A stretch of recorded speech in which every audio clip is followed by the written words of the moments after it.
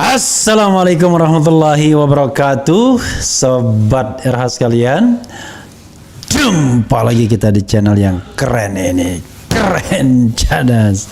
Ya, sobat RH sekalian, sudah lama ya jarang kita live streaming monolog seperti ini.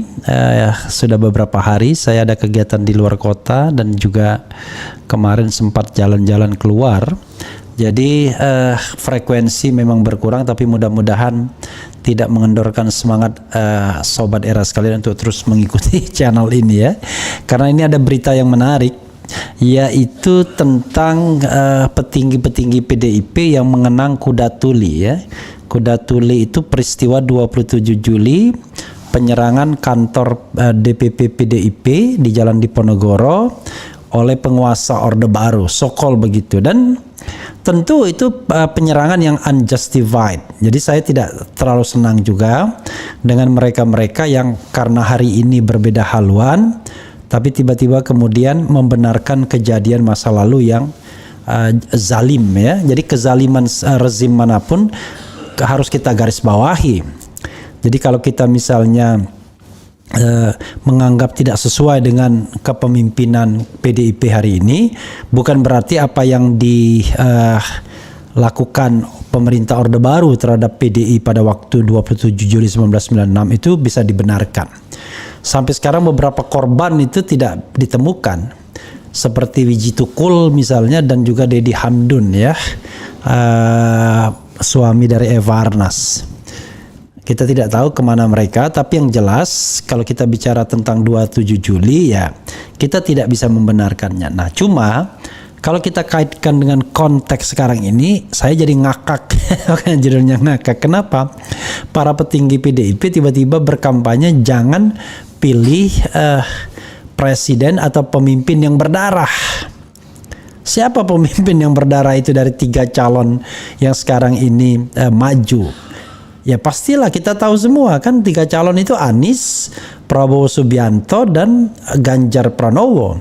Pada tahun 95 Anies saya kira masih di UGM atau sudah di Amerika. Ganjar Pranowo nggak jelas di mana. Yang sudah jelas adalah Prabowo Subianto ya sebagai bagian dari Orde Baru. Bahkan kekuatan inti Orde Baru sebagai tidak hanya putra dari begawan ekonomi di era Orde Baru, tetapi juga sebagai menantu orang paling kuat di era Orde Baru yaitu Pak Harto.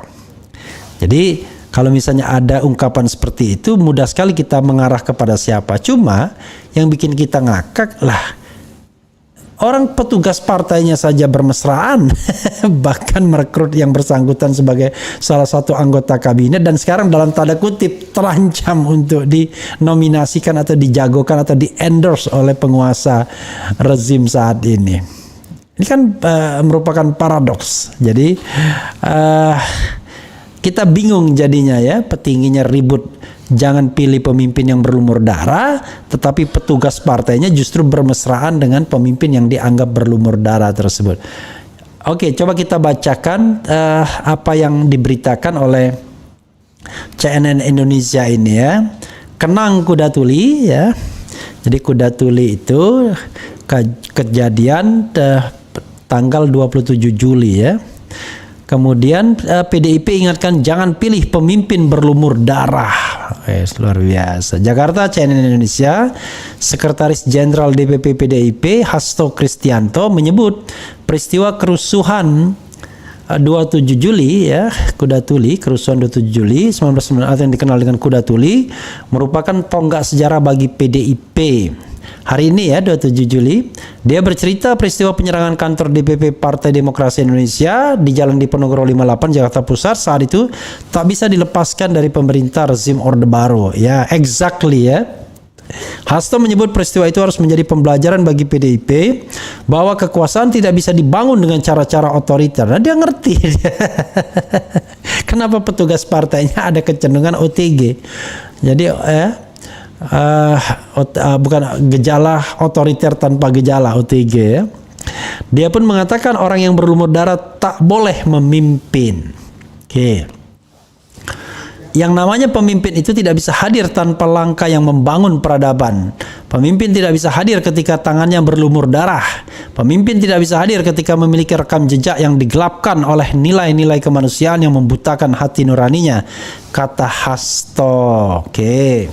Hal serupa secara gamblang disampaikan politikus PDIP Ripka Ciptaning.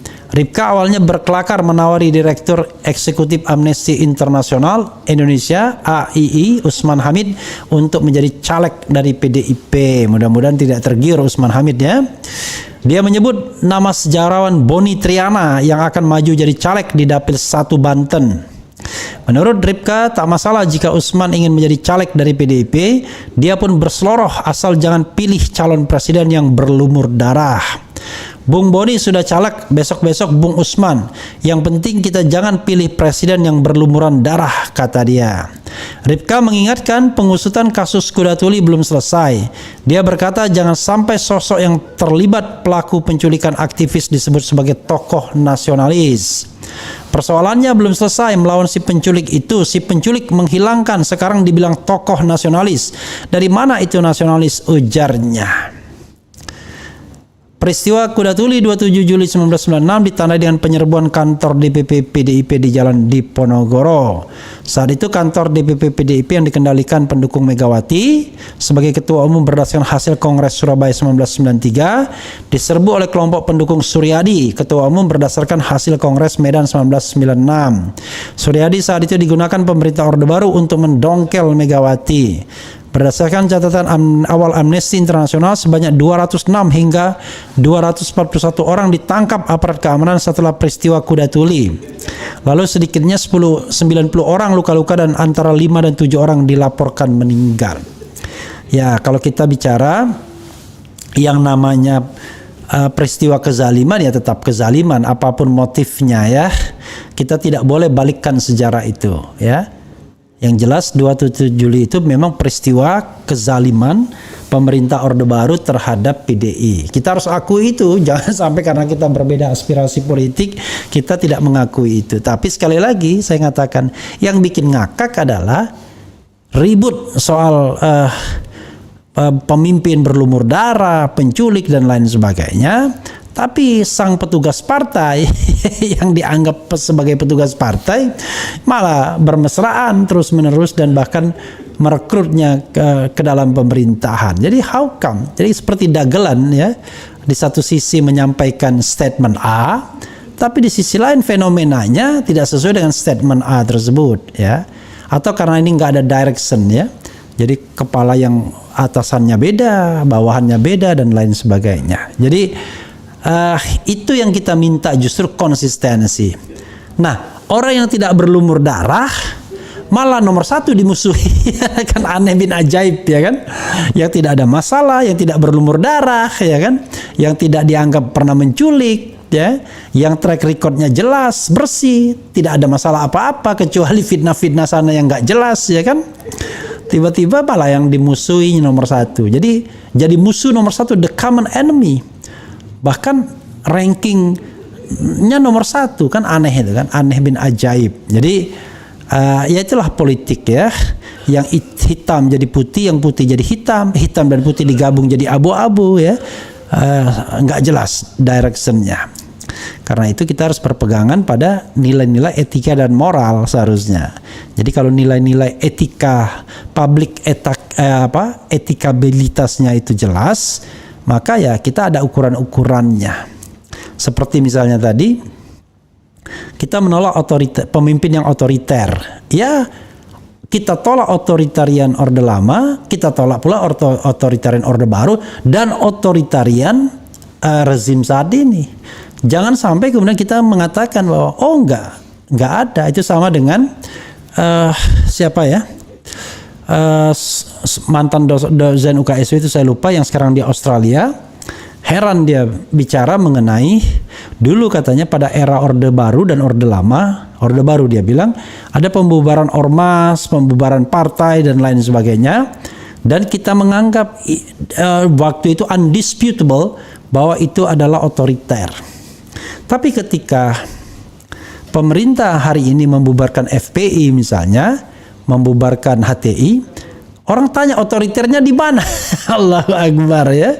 Jadi betapa kita punya preferensi yang beda-beda. Jadi kalau yang dibubarkan itu katakanlah apa ya, FPI nggak apa-apa, tapi yang lain nggak boleh. Padahal kita harus paham bahwa sesuatu itu harus melalui due process of law atau melalui sebuah keputusan tingkat tinggi, keputusan rakyat. PKI misalnya. PKI wajar partainya dibubarkan karena terlibat pada pemberontakan yang jelas-jelas dan nyata. Yang kedua, itu merupakan keputusan dari Majelis Permusyawaratan Rakyat yang merupakan lembaga tertinggi pada waktu itu. Kalau ini kan cukup dengan SKB, surat keputusan bersama ya.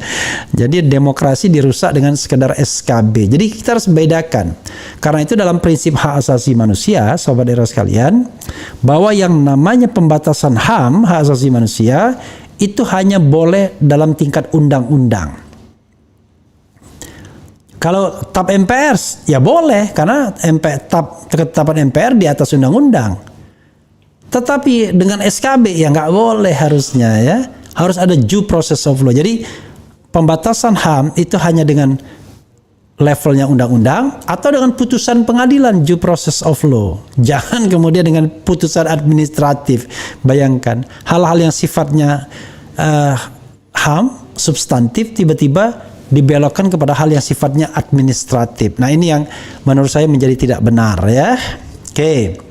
Coba kita bacakan komentar Sobat RH terkait dengan isu ini ya. Kita belum bahas Anisan lagi. biasanya paling disukai Sobat RH sekalian kalau bicara soal Anies Baswedan ya. Tapi kita harus bicarakan hal-hal yang penting ini juga ya. Oke.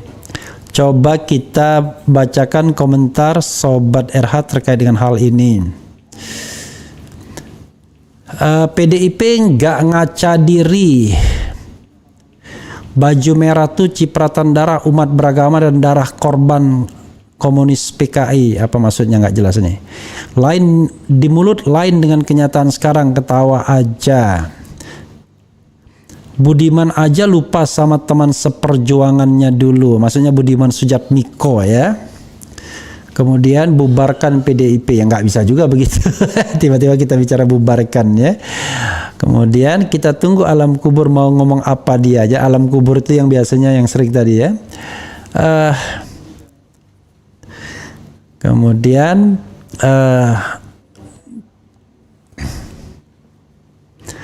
efek Pak Anies lawan jadi ajor, maksudnya apa nih? Amburadul. Apa lagi nih? Jangan lupa untuk rakyat Indonesia yang pegang kekuasaan di negara ini adalah rakyat. Kemudian Lucky Tremonti, istirahat Bung Erhan, nafasnya udah kedengaran berat. Enggak juga ya.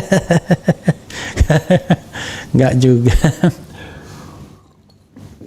Jadi Bung Lucky, saya tidak sedang sakit, tidak sedang berat napasnya ya.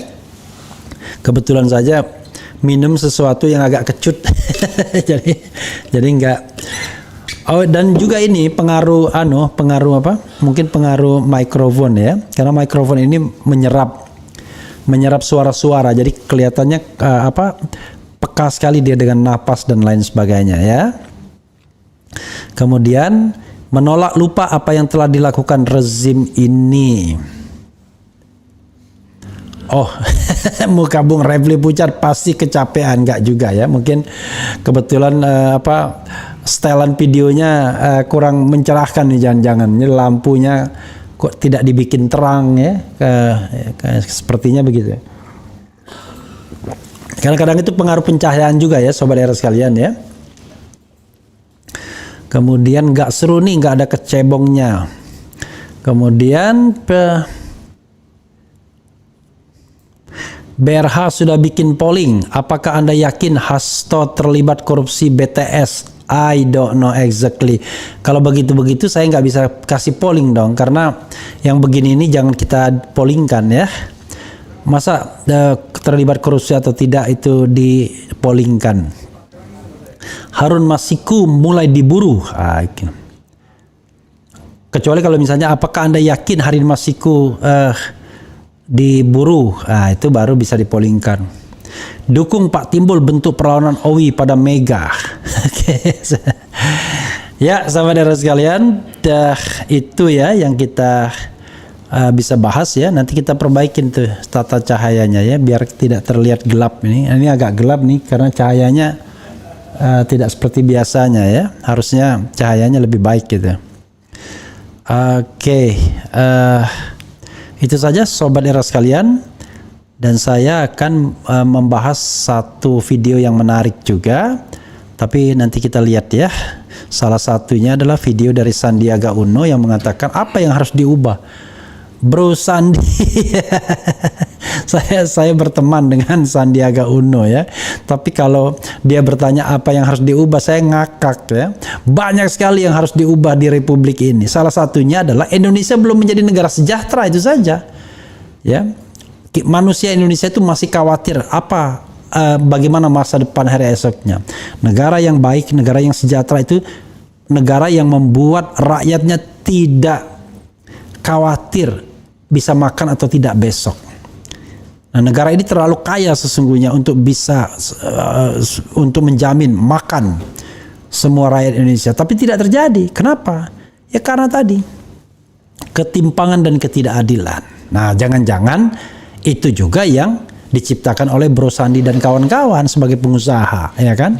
Menikmati hasil-hasil tambang di Indonesia yang harusnya milik rakyat, digunakan sebesar-besarnya untuk kemakmuran rakyat. Tapi nanti kita bahas lebih lanjut ya.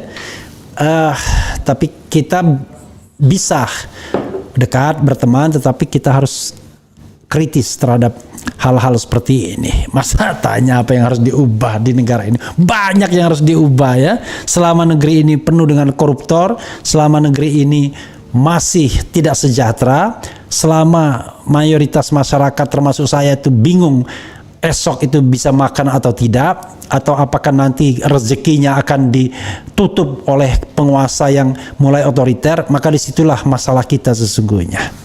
Wassalamualaikum warahmatullahi wabarakatuh. Ciao.